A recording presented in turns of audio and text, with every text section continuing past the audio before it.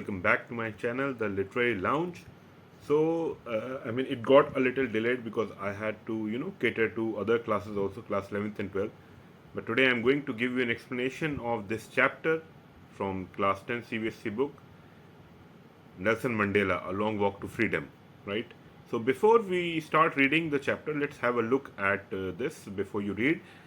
So this word, the first word you see here, apartheid, it is not apartheid, it is pronounced as apartheid. So in the end, it is like TAYT, apartheid. Apartheid is a political system that separates people according to their race. तो aparted क्या होता है? एक political system है जिसमें लोगों को उनकी रेस के बेसिस पे उनमें डिफरेंसेस किए जाते हैं, right? It is much like discrimination. Can you say which of the three countries named below had such a political system until very recently? So obviously we are going to read about Nelson Mandela, and so second option is the current one, South Africa. Okay, and the next question is, have you heard of Nelson Mandela? Yes, of course. I mean, mostly people know who Nelson Mandela was. He was not a man, he was a phenomenon. Okay, और last में आप देखिए, in this extract from his autobiography, तो हमें अब ये पता चलता है कि ये जो एक एक्सट्रैक्ट है, छोटा सा एक एक्सेप्ट है, ये नेल्सन मंडेला की ऑटोबायोग्राफी से लिया गया है. ऑटोबायोग्राफी क्या होती है? जब आदमी अपनी लाइफ के बारे में अपनी जीवनी लिखता है, उसे ऑटोबायोग्राफी कहते हैं, राइट? बायोग्राफी क्या होती है? बायोग्राफी वो होती है जब कोई और आपकी जीवनी लिखता है, आपके बारे में, आपकी लाइफ के बारे में लिखता है, वो बायोग्राफी होती है. लेकिन क्योंकि ये नेल्सन मंडेला ने खुद लिखी थी, इसलिए ये ऑटोबायोग्राफी है. Long walk to freedom, autobiography का नाम क्या है? Long walk to freedom. Mandela speaks about a historic occasion in this excerpt, in this chapter. The inauguration. किस चीज का inauguration? Can you guess what the occasion might be? Check your guess with this news item from the BBC of May 10, 1994. And so this news is the heading of the news is Mandela becomes South Africa's first black president. So this talks about a historical event. Nelson Mandela has become South Africa's first black president after more than 3 centuries of white rule. तो हमें पता चलता है कि Nelson Mandela south Africa के पहले black president बने हैं. कितने दिन बाद? आफ्टर मोर देन 3 centuries, 300 साल बाद, 300 से भी ज़्यादा साल बाद कोई पहला ब्लैक प्रेसिडेंट बना है. उससे पहले क्या था? White rule of the white people, गोरी चमड़ी वाले लोगों का रूल था, उनका राज था. Mister Mandela's African National Congress ANC, जैसे हमारे यहाँ इंडियन नेशनल कांग्रेस ANC, वैसे ही नेल्सन मंडेला की अपनी पार्टी थी जिसका नाम था ANC, African National Congress. Won 252 of the 400 seats in the first democratic election of South Africa history. तो जो पहला डेमोक्रेटिक इलेक्शन हुआ, जैसे हमारे यहाँ होते हैं, इंडिया इज ऑल्सो डेमोक्रेसी, हमारा संविधान है, तो डेमोक्रेसी में लोगों को राइट होता है कि वो अपने रिप्रेजेंटेटिव के लिए वोट डाल सकें. तो यहाँ भी पहली बार ऐसा इलेक्शन हुआ और उसमें Nelson Mandela won with a whopping majority, बहुत बड़ी मेजोरिटी के साथ नेल्सन मंडेला पावर में आए. 400 सीट थी जिसमें से 252 सीट्स वो जीत गए. ठीक. The inauguration ceremony took place in the union buildings amphitheatre in Pretoria today. Inauguration कहाँ हुआ था इसका? Inauguration ceremony in the union buildings amphitheatre. Amphitheatre actually एक ओपन स्पेस होता है बहुत बड़ा, जिसमें बीच में ग्राउंड होता है और चारों तरफ सीट्स होती हैं. It is usually round in shape. Movies में भी आपने देखा होगा, एंशिएंट रोम और ग्रीस में मैचेस होते थे लोगों के एंटरटेनमेंट के लिए. उसमें जो बंदी होते थे, प्रिजनर्स ऑफ वॉर होते थे, उनको लड़वाया जाता था, उन पे कभी शेर छोड़ दिए जाते थे या उनमें आपस में लड़ाई करवाई जाती थी. And people use to watch it and derive fun out of it. लोगों को इसमें मज़ा आता था देखने में, लोगों को मरते हुए देखने में, राइट? एम्फीथिएटर का जो कॉन्सेप्ट है वो वहीं से आया है. तो यहाँ पे जो यूनियन बिल्डिंग एम्फीथिएटर था प्रिटोरिया में, प्रिटोरिया बहुत फेमस जगह है और क्रिकेट मैचेस बहुत होते थे यहाँ, आज भी होते हैं today. Attended by politicians and dignitaries from more than 140 countries around the world. तो इसमें जो लोग आए इस इनॉग्रेशन सेरेमनी में, वो बहुत सारे पॉलिटिशियन और डिग्निटरीज. कौन होते हैं? Important people. डिग्निटरीज कोई भी इंपॉर्टेंट आदमी, people who have very important positions of power, right? 140 countries, दुनिया की जो जितना भी ग्लोब में, उसमें 140 कंट्रीज से ज़्यादा लोग आए थे इसको अटेंड करने. Why? Because this was a historical event, huge event. Never again will this beautiful land experience the oppression of one by another, said Nelson Mandela in his address. तो नेल्सन मंडेला ने जब माइक थामा अपने हाथ में, when he went up to the dais, उन्होंने क्या कहा कि अब कभी दोबारा इस खूबसूरत देश में, इस खूबसूरत धरती पे कभी भी कोई भी एक रेस दूसरी रेस का उत्पीड़न, शोषण नहीं करेगी, अप्रेस नहीं करेगी, एक्सप्लॉयटेशन नहीं करेगी. This is what he said. Jubilant scenes on the streets of Pretoria followed the ceremony with blacks, whites, and coloreds celebrating together. Jubilant, full of joy, full of happiness, full of vigor, okay, full of mirth. बहुत खुशी के साथ. तो जहां भी देखा जा रहा था वहां हर तरफ खुशी खुशी नजर आ रही थी. लोग बहुत खुश थे. They were celebrating, right? It was like they were celebrating a festival. बहुत ही फेस्टिविटी का वहां माहौल था प्रिटोरिया में. And people from all the races, blacks, whites, coloureds. अब ब्लैक्स और वाइट्स तो आपको पता होगा, गोरे काले कलर्ड्स कौन होते हैं? हम हिंदुस्तानी. हमारे यहाँ आप देखेंगे अलग अलग रंग के लोग मिलेंगे. कोई काला, कोई बहुत काला, कोई बहुत ज्यादा काला, कोई बिल्कुल ही काला, कोई गोरा, कोई हल्का गोरा, कोई सांवला, right? So we are coloured people. So all of them, they were celebrating together. More than 1 lakh South African men, women and children of all races sang and danced with joy. तो ये सारे लोग, लगभग 1 लाख से भी ज्यादा लोग थे. इमेजिन 1 लाख से ज्यादा लोग एक साथ इकट्ठे हो जाएं, कितनी भीड़ होगी, right? It was a massive, a huge crowd. बहुत ज्यादा भीड़ थी. उसमें बच्चे, बूढ़े, जवान सब थे. And they were celebrating, right? And they were dancing with Joy. So let us now begin the chapter. 10th May dawned bright and clear. 10th May. So this inauguration took place on the 10th of May. 10 मई को inauguration हुआ था. And it was a very bright and clear day. For the past few days, I had been pleasantly besieged by dignitaries and world leaders who were coming to pay their respects before the inauguration. So, Nelson Mandela was surrounded. उनके इर्द गिर्द बहुत सारे important leaders, dignitaries आए हुए थे अपने respects देने के लिए. क्योंकि नेल्सन मंडेला ने एक बहुत लंबा टाइम जेल में भी काटा था. बहुत लंबा time, almost like 30 years he had spent in jail. He became old in jail. बूढ़े हो गए वो वहाँ जेल काटते काटते, इसी के खिलाफ लड़ते लड़ते, अपार्टेड के खिलाफ, right? So all the people had come from, poured in from different parts of the world. दुनिया के अलग अलग प्रांत से, इलाकों से लोग आए थे उनको अपनी रिस्पेक्ट देने के लिए. ही वॉज बिसीज्ड, सराउंडेड, जैसे कि आप देख सकते हैं लिखा हुआ है.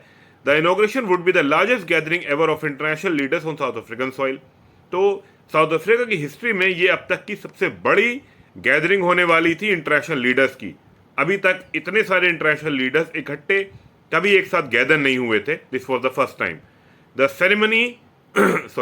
ceremonies took place in the lovely sandstone amphitheater formed by the Union Buildings in Pretoria. तो ये सेरेमनीज कहाँ होनी थी? अभी जैसा कि हमने पहले पढ़ा था, एम्फी थिएटर में. एम्फी थिएटर का आप देख सकते हैं, सीधे आपके मतलब लिखा हुआ है बिल्डिंग विदाउट अ रूफ. तो इसमें छत नहीं होती है, ओपन होता है. With many rose of seats rising in steps, जैसे कि स्टेडियम में होती हैं. स्टेडियम में भी रूफ नहीं होती है और राइजिंग स्टेप्स होती हैं, वैसे ही ये भी होता है. उसका स्टेडियम का कॉन्सेप्ट भी यहीं से आया है. For decades this had been the seat of white supremacy. तो ये जो एम्फी थिएटर था, ये क्या सिंबलाइज, रिप्रेजेंट करता था? फॉर डेकेड्स, पीढ़ियों से ये वाइट सुप्रीमेसी सिंबलाइज करता था. यानी वाइट सबसे ऊपर है, सबसे सुप्रीम थे अब तक. And now it was the site of a rainbow gathering of different colours and Nations for the installation of South Africa first democratic non racial government.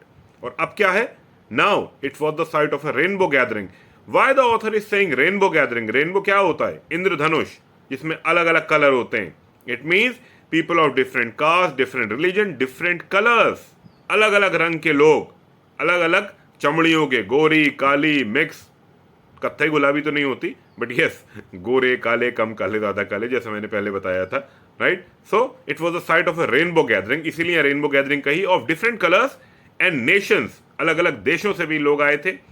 For the installation of South Africa first democratic non racial government. किस लिए?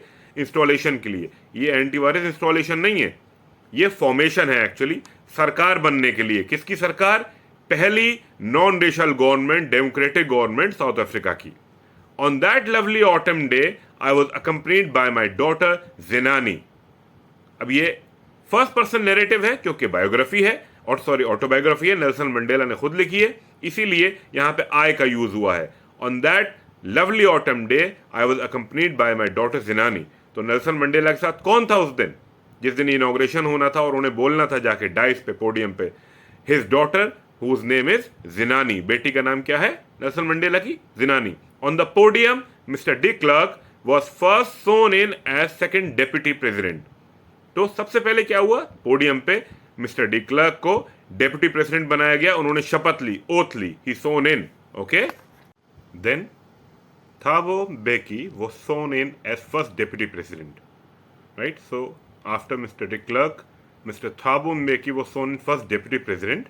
When it was my turn, I pledged to obey and uphold the constitution and to devote myself to the well-being of the republic and its people. तो जब Nelson Mandela की बारी आई, when it was his turn, he pledged, took an oath, शपथ ली उन्होंने किस चीज की, to obey and uphold the constitution, कि मैं अपने संविधान की रक्षा करूंगा, उसको अपहोल्ड करूंगा। अपहोल्ड करने का मतलब होता है उसके हिसाब से चलूंगा, जैसा जैसे कॉन्स्टिट्यूशन में, संविधान में क्या कहा गया है वैसा ही करूंगा। And to devote myself to the well being of the republic and its people, और अपने आप को डिवोट करूंगा लोगों के लिए अपने, और किसके लिए, रिपब्लिक के लिए। So South Africa, the nation as a whole, which has become a republic now, to the assembled guest and the watching world I said, now what did he say to all the people, dignitaries and other people who have gathered there? क्या कहा उन्होंने? Today, all of us do, by our presence here, confer glory and hope to newborn liberty. तो आज हम लोग जितने इकट्ठे हुए हैं, जितने भी हैं, हमारी प्रेजेंस किस बात को सिंबलाइज करती है कि हम ग्लोरीफाई कर रहे हैं, we are glorifying what, we are glorifying the hope of our newborn liberty. हम ग्लोरीफाई किसे कर रहे हैं, हमारी जो न्यू बॉर्न लिबर्टी है। न्यू बॉर्न क्यों? Because before that South Africa was ruled by the whites and the blacks and other coloured people, they were exploited, they were enslaved, वो बंदी बनाए जाते थे, उनको गुलामी करनी पड़ती थी, इसलिए, okay, right. Out of the experience of an extraordinary human disaster that lasted too long must be born a society of which all humanity will be proud. Then he says that out of the experience of an extraordinary human disaster, कि ये इतने सालों, इतनी पीढ़ियों, सदियों हमने जो ये एक ह्यूमन डिजास्टर एक्सपीरियंस किया। ह्यूमन डिजास्टर किसके लिए यूज हुआ है यहाँ पे? स्लेवरी के लिए, जो वाइट लोगों ने स्लेव बना रखा था ब्लैक्स को या और कलर्ड लोगों को, ठीक, उसके लिए ये वर्ड ह्यूमन, ये एक्सप्रेशन ह्यूमन डिजास्टर यूज हुआ है। नेल्सन मंडेला ने उसे ह्यूमन डिजास्टर कहा है, राइट। तो इस एक्सपीरियंस से क्या रिजल्ट हुआ? दैट लास्टेड टू लॉन्ग, बहुत लंबा चला ये। Must be born a society of which all humanity will be proud. तो इससे ये एक सोसाइटी पैदा हुई, एक आजाद सोसाइटी, a free society, a free country, जिसपे पूरी ह्यूमैनिटी को फख्र होगा, नाज होगा, right. So all humanity will be proud of this society which is now born, a free society in which people of all colour and creed and caste can live together, जिसमें हर रंग के, हर धर्म के, हर मजहब के, छोटे बड़े सब आजादी के साथ रह पाएंगे। We who were outlaws not so long ago have today been given the rare privilege to be the host to the nations of the world on our own soil. We, अब नेल्सन मंडेला जब we कहते हैं, इसका मतलब हम, यानी वो south Africa को रिप्रेजेंट कर रहे हैं। We who were outlaws not so long ago. Outlaw एक वर्ड है जो यूज किया जाता है किसी आदमी या किसी ग्रुप के लिए जिनका बहिष्कार कर दिया जाता है, ठीक, जिनको बॉयकॉट कर दिया जाता है। तो साउथ अफ्रीका का बॉयकॉट हो गया था स्लेवरी की वजह से। जितने भी नेबरिंग कंट्रीज थे या और कंट्रीज थे, उन्होंने सारे trade ties, diplomatic ties south Africa से तोड़ दिए थे। इसी प्रेशर की वजह से साउथ अफ्रीका में इतना बड़ा रेवोल्यूशन आया कि यहाँ पे नेल्सन मंडेला पहले ब्लैक प्रेसिडेंट बने। So we who were outlaws not so long ago, मतलब साउथ अफ्रीका जो कि आउटलॉ था, have today been given the rare privilege. So now we have given the rare privilege, हमें ये privilege मिली है जो कि रेयर है। कैसे, क्या प्रिविलेज है? To be host to the nation of the world on our own soil. And now all those nations who have boycotted us earlier, जिन्होंने हमें पहले बॉयकॉट कर दिया था, हमारा बहिष्कार कर दिया था, वो सारे आज कहां इकट्ठा हैं? हमारी धरती पे, हमारी जमीन पे। We thank all of our distinguished international guest for having come to take position with the people of our country of what is after all a common victory for justice. तो अब नेल्सन मंडेला क्या कर रहे हैं? He is extending thanks to all the guest present. जितने भी guest आए हैं बाहर से या अपने देश के भी जितने गेस्ट हैं, उनको नेल्सन मंडेला शुक्रिया अदा कर रहे हैं, उनका थैंक्स कर रहे हैं। क्यों? For having come to take position लेने के लिए, किस चीज का? With the people of a country of what is after all a common victory for justice. इस आजादी का पोजीशन लेने के लिए, ये जो आजादी है ये खाली साउथ अफ्रीकन लोगों की नहीं है। This is a shared victory, a common victory. किस चीज की विक्ट्री है? इंसाफ की, जस्टिस की, for peace, for human dignity, अमन की, चैन की, फॉर ह्यूमन डिग्निटी, जहां इंसान की डिग्निटी को रिस्पेक्ट दी जाती है, where human individuality, right, a man's individuality is respected irrespective of the color of his skin, his creed or his religion. Okay, we have at last achieved our political emancipation. तो finally हमने क्या achieve किया है? अपना political emancipation. Political emancipation क्यों? क्योंकि south Africa अब democracy है. पहली बार वहां पोलिंग हुई और नेल्सन मंडेला बिगेस्ट मेजोरिटी के साथ उनकी पार्टी जो है, उनके जो एएनसी उनकी पार्टी है, वो जीती, 252 सीट्स लेके आई. इसलिए पॉलिटिकल इमेंसिपेशन है. इमेंसिपेशन कहते हैं लिबरेशन को.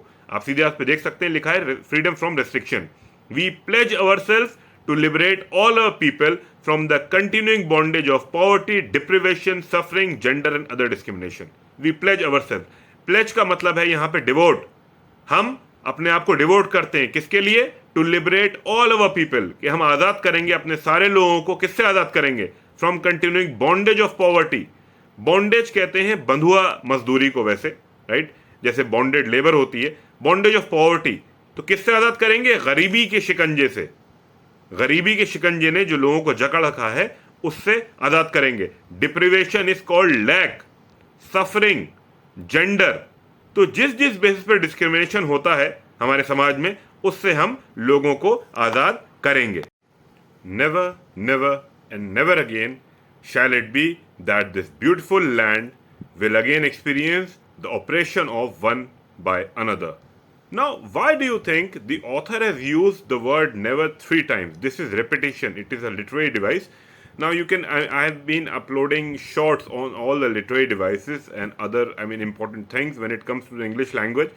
You must watch them regularly, right? I'll be uploading more. उससे आपको पता चलता रहेगा कौन कौन से literary devices होते हैं. And you can always, I can even conduct live sessions later on when, there are a lot of students, उनकी problems को solve करने के लिए. So never never and never again. तो जब भी कभी रेपिटेशन होता है तो किसी चीज को एम्फेसाइज करने के लिए, प्रेस अपॉन करने के लिए यूज किया जाता है. यहाँ पे ऑथर एक चीज पे बहुत ज्यादा प्रेस अपॉन कर रहे हैं. क्या?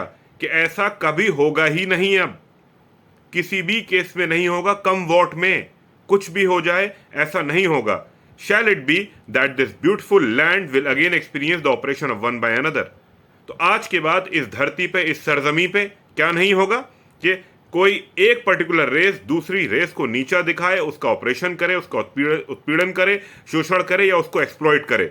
This is never going to happen on this beautiful land.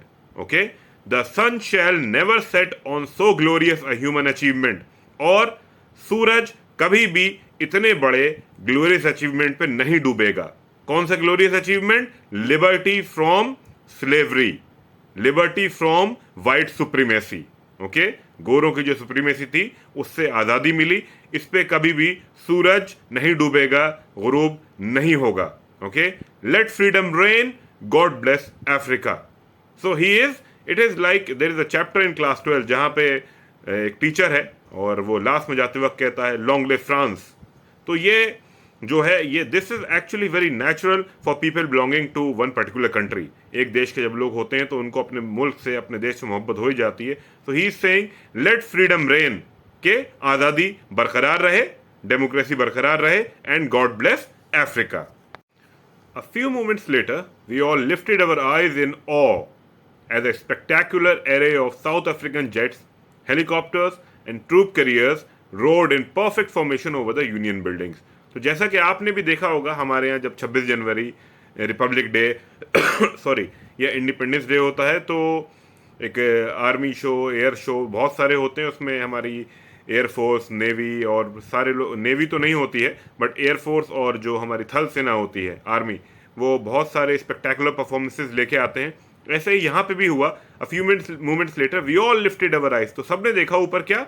In awe. They were watching in shock. It is a positive word actually, right? This shock is positive. Awe कहते हैं ना, बहुत awesome है, वही वाला ऑ है ये. As a spectacular array. Spectacular means impressive, something awesome, impressive. Array, it is a display. So this was a spectacular display array of South African jets, helicopters and troop carriers. Troop carriers बड़े बड़े helicopters होते हैं जिसमें बहुत सारे troops आ जाते हैं. Road in perfect formation over the union buildings. तो जहां ये सब लोग बैठे थे, यूनियन बिल्डिंग्स थी जहां एम्फीथिएटर था, उसके ऊपर से ये सारे air jets, helicopters, troop carriers, ये सब गुजरे. It was not only a display of pinpoint precision and military force. तो यहां पे सिर्फ ये डिस्प्ले जो था वो मिलिट्री प्रेसिशन और फोर्स का नहीं था. प्रेसिशन क्या होता है? What is precision?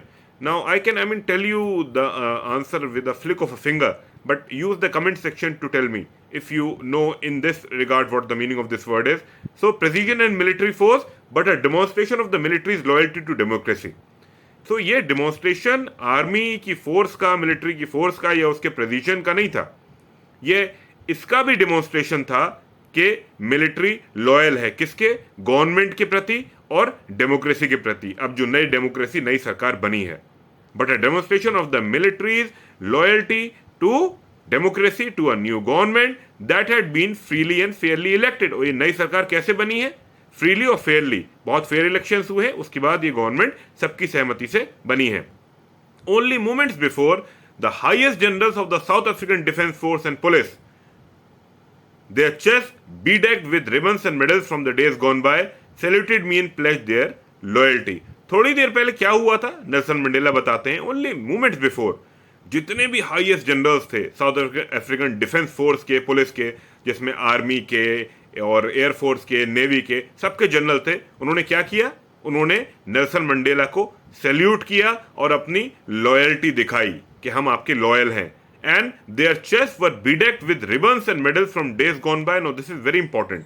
उनके जो चेस्ट थे, आपने देखा होगा आर्मी और एयरफोर्स के लोग होते हैं, उनके बहुत सारे कलरफुल रिबन्स, मेडल्स लगे रहते हैं. तो इनके भी बीडेक्ड मतलब सजे हुए, बीडेक्ड, डेकोरेटेड, सजे हुए, with ribbons and medals from days gone by. तो ये जो उनके मेडल्स थे, रिबन्स थे, ये कब के थे? पास्ट दिनों के, जब व्हाइट सुप्रीमेसी थी, फ्रॉम डेज गॉन बाय. तो Nelson Mandela is trying to tell you कि वो दिन चले गए, ये रिबन्स सभी के हैं, but now still even today they are going to pledge their loyalty to me. ये वही लोग हैं जिनको तब मेडल मिले थे, लेकिन अब ये अपनी लॉयल्टी मेरे प्रति दिखा रहे हैं. I was not unmindful of the fact that not so many years before they would not have saluted but arrested me. तो नेल्सन मंडेला को ये बात पता थी, वो भूले नहीं थे कि अभी अगर थोड़े साल पहले की बात होती तो ये लोग सैल्यूट नहीं करते मुझे. They would have arrested me, मुझे अरेस्ट कर लिया होता. But that is fine, things change. Finally, a chevron of Impala jets. Chevron क्या है? It is a shape, a pattern like V, okay? हमारे भी रिपब्लिक डे पे होता है बहुत बार ऐसा. Left a smoke trail of the black, red, green, blue and gold of the new south African flag. हमारे झंडे के भी जो रंग हैं वो जब जेट्स जाते हैं वो एक स्मोक सा छोड़ते हैं, कलरफुल स्मोक, उससे वो हमारे झंडों के रंग आते हैं, झंडा बन जाता है. ऐसे ही यहाँ भी एक पूरा ग्रुप आया, शेवरॉन ऑफ इम्पाला जेट्स. उन्होंने भी जितने भी साउथ अफ्रीका का जो नया फ्लैग था उसके कलर्स थे, उन सबका एक ट्रेल छोड़ा स्मोक का. Black, red, green, blue and gold. The day was symbolized for me by the playing of our two national anthems. अब दो नेशनल एंथम किसके होते हैं? इनके यहाँ दो थे. एक तो वाइट्स का, वाइट सुप्रीमेसी को जो दर्शाता था. दूसरा ब्लैक्स का, जो लिबरेशन के गीत, जिसमें लिबरेशन की बात होती थी, आज़ादी की बात होती थी. So and the vision of white singing Nkosi Sikeleli Africa. This is how they actually sing it. Nkosi stands for Lord, Sikelele stands for bless and Africa. That means Lord bless Africa. Okay? And blacks singing Daistem. तो Daistem जो था वो white supremacy को दर्शाता था. वो किसने गाया? ब्लैक्स ने. और निकोसी सिकेलेले अफ्रीका किसने गाया?